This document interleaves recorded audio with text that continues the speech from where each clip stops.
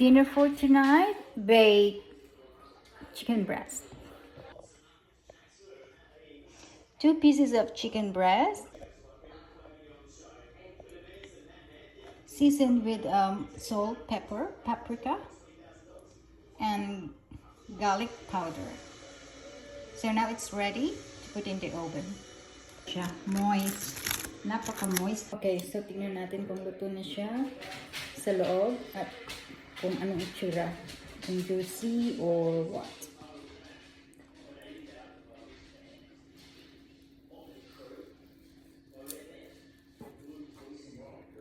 Wow! Luto na siya. At mukhang juicy. Ang bango. Ang bango yung ano niya. Paprika. Tsaka butter. Yan. At yung pepper. Mabango yung pepper. Perfect.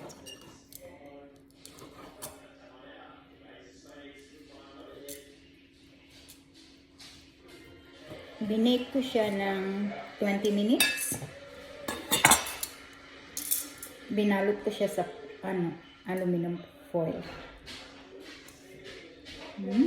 Sarap.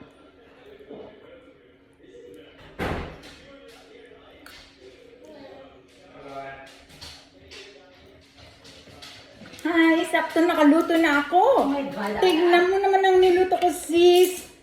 Yan sa'yo. Oh, wow. Nandito si Leia from work. Oh, God. Ito na ang ating dinner. May kamatis, may broccoli, may carrots. At yan ang ating baked chicken breast. Yan. Sige. Kakain muna tayo. First bite.